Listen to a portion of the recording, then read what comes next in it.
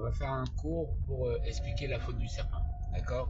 Donc qu'est-ce qui s'est passé avec la faute du serpent? Alors il faut savoir que Nachash en hébreu, le serpent, c'est valeur numérique Mashiach. On tombe dans une vraie problématique parce que comment celui qui a causé la faute, la problématique du monde, parce que quand il a fait manger de l'arbre du bien et du mal à Chava qui a fait manger Adam, bah, ça a fait en sorte de faire pénétrer la mort, que la Shrina, la présence de Dieu, elle se sépare et quitte, elle monte dans le premier ciel, etc. Toutes les problématiques qu'on est en train de subir. Donc, comment lui, c'est la valeur numérique de la solution, celui qui va solutionner tout ça, c'est le Mashiach.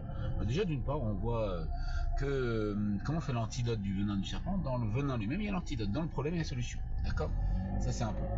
Maintenant, deuxième point, Nachash en hébreu, ça vient du terme Nenachesh, deviner.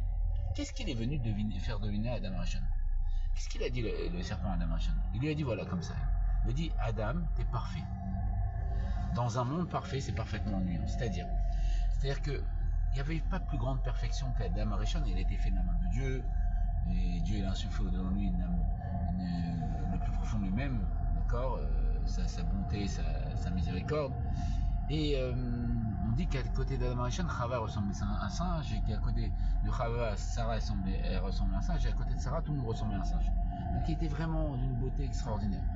Et donc, il n'y a pas plus grande perfection faite des mains de Dieu. Il a insufflé dans lui une âme de vie. Le plus profond de lui-même a été insufflé dans Adam. Donc il s'y respectait pendant 3 heures le fait de ne pas fauter.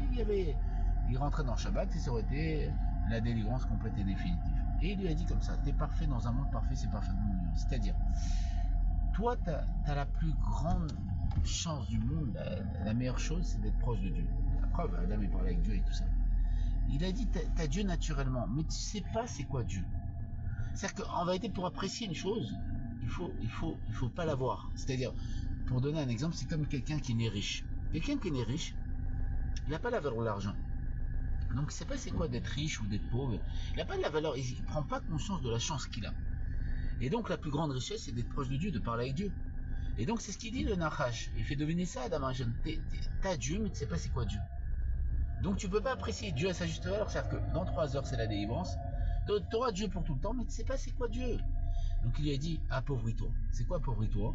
C'est comme quelqu'un qui est riche, oublie tout ton argent, repart à zéro et gagne de l'argent à sueur de ton front. Comme ça, quand tu vas devenir riche par ton mérite, tu auras la valeur de l'argent et tu sauras apprécier l'argent à sa juste valeur. Pareil, dis appauvris-toi.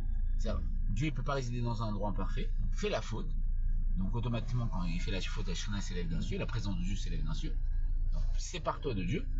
Perds cette proximité que tu as avec Dieu, mais quand tu vas pouvoir retrouver Dieu, tu vas pouvoir l'apprécier à sa juste valeur. Et c'est un peu l'idée de tout le but de la création. C'est la première faute qui englobe tout ce qui va suivre, et elle englobe toutes les fautes. C'est quoi? L'idée, c'est quoi? C'est que le fait qu'on ne soit pas proche de Dieu, le fait qu'on ait perdu cette proximité à Dieu, le fait qu'on ne voit pas Dieu, qu'on ne parle pas avec Dieu, que Dieu n'est pas révélé, et qu'on a connu toutes les difficultés, tous les pogroms, etc., toutes les difficultés, des épreuves intellectuelles, émotionnelles. Quand on va pouvoir, ce qui se passe quand Dieu va se révéler, et le bien, la bonté va se révéler, et comme il y a marqué, Dieu va enlever le mal pour l'éternité, et le fait d'avoir connu le mal, le fait d'avoir connu la mort, le fait d'avoir connu l'obscurité, on pourra apprécier la lumière, on pourra apprécier Dieu à sa juste valeur. Et là, quand on va avoir la délivrance, on pourra apprécier Dieu comme il se doit. Et on va dire, c'est pour ça qu'on dira merci Dieu de t'être acharné contre moi. Merci Dieu de m'avoir fait toutes ces épreuves, parce que maintenant je peux apprécier à quel point tu es bon, à quel point tu es extraordinaire, à quel point tu es merveilleux, à quel point c'est bon la lumière, à quel point c'est bon la bonté, la gentillesse, etc. Et c'est pour ça qu'on dit un rat qui sait la cote, le mal c'est un escabeau pour le bien. C'est qu'en vérité, sans le mal, sans les difficultés, sans tout ça, on n'aurait pas pu apprécier Dieu à sa juste valeur. Et voilà pourquoi Adam il a fauté. Et c'est pour ça qu'il, grâce à ça, il va atteindre un niveau encore supérieur. Comme on dit, Rida sera Alia, mais voilà la raison profonde de la faute.